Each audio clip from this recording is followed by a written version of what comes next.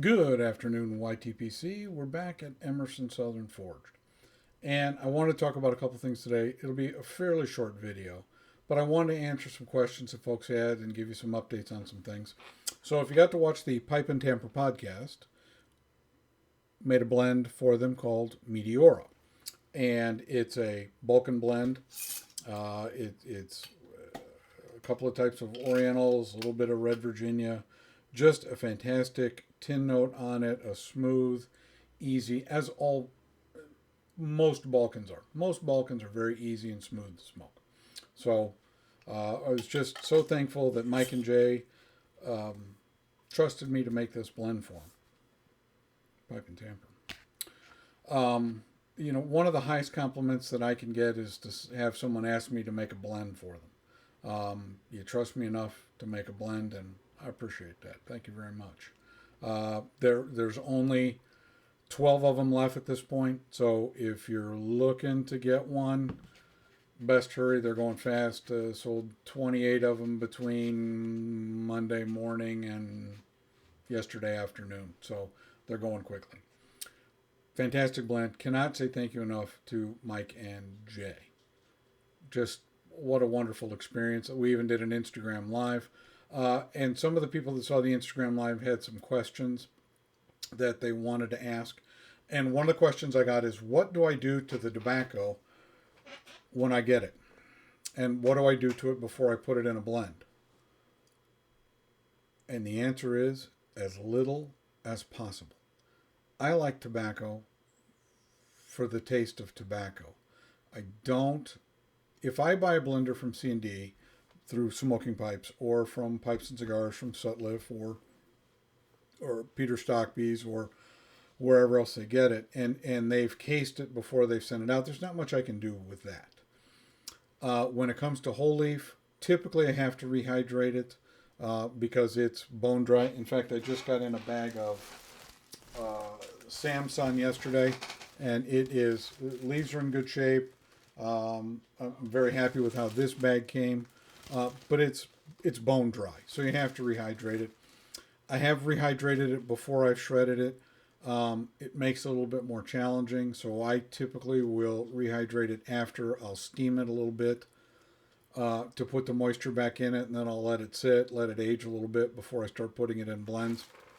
And when I steam it, I use distilled water. Um, I don't recommend just using tap water because who knows what's in the water, and distilled water is pure water. So take that for what it's worth. But after I get it, I put nothing on it. I don't case them. I do put the reserve line, which has either alcohol or the um, the vineyard series, which has wine casings on it. But that's all I'll do to it. And what people don't seem to understand is well, how can you get something really good out of tobacco without doing anything extra to it? There's, you know, a lot of stuff you see. Well, we put a casing on it to do this and casing on it to do that. And what I found in 2021 when I was doing this, I would study how the flavors went together. And every blender that I got, I smoked pairs. So I would pair things up, not by any rhyme or reason. It was just happenstance. So you take a little white burley and you put it with a red Virginia and see how they taste together. And you see how Perique and dark burley work, and you see how dark fired Kentucky and some other things work. So it was just that experimental process where I found out how things go together. And here's the most important part about blending: math. Get the math right.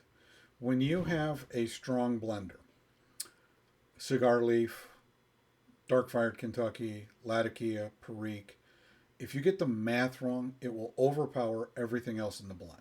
So if you get the math right, if you get the percentage right, it helps smooth the blend out. So if you're blending at home, that's what I'll tell you. Work on the math. Virginias can be a bit delicate. You don't see a lot of Virginias overpowering a blend, but you see a lot of Virginia blends get overpowered by something else in it. So it's that trial and error that you learn to do it. And I don't like casing things. I don't. It's just a personal preference. You know, there's some guys out there like Cloud Bear does amazing things with, you know, stoving his tobaccos and the casings that he put on it. He does a fantastic job, and he can create a great aromatic for you. I can't, and the reason I can't is I can't smoke them. It's not my thing. You know, Killer Briar also does an excellent job. You know, there are a lot of guys out there that are blending, and I strongly encourage you to get in the habit of trying your own blends. Just try it. Just try it. So I am very excited. Benjamin, who was commenting on A Midsummer's Night's Dream uh, YouTube video, Rustica just came in about 10 minutes ago, and I wanted to make a video just so that you could see. It is in very good shape. I've never had it before, so you're going to have to give me a day or two to test it, to see what kind of flavor profile I get with it. I'd like to smoke it with a couple of different things, but I will put a blend together. And you can see the leaves they're not, I wouldn't say that they're dried out because you're still pulling it apart. You can still feel some moisture in it, but it will probably need a slight rehydration. But the moisture content, just as a leaf, is adequate. It's not like the Bosma, which is just bone dry. And this Nicotiana rustica just has such an interesting flavor, and I'm very excited. Also, Kirk, if you're watching or you get a chance to watch this video, Ligero and Criolla show up tomorrow. So, Kirk, we talked about putting Criolla and Cloud Fin in for you. That'll be in tomorrow. Should be able to get everything shredded between Thursday, Friday, Saturday. Probably have something, the math worked. I've already got the math worked out, Kirk. It's just a matter of getting the tobacco done and do a video on it Monday.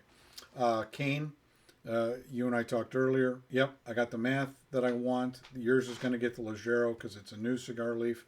We'll put it together. I'll message you on Instagram, and we'll go from there. But this just was a little short video to answer a couple of questions that people had. Do I case or top it after? Only the reserve lines. I like tobacco for being tobacco. It's okay. Everybody has their preferences, right? Everybody likes what they like. You never heard me say, don't smoke that or don't smoke this. Absolutely not. It's always about what your personal preferences are. And again, huge thank you to Mike and Jay. If you're not listening to their podcast, please listen to it. Meteora, down to 12. Thank you all so much. Appreciate you coming back. Smoke what you like. Don't let anybody tell you different. And we'll see you the next trip around.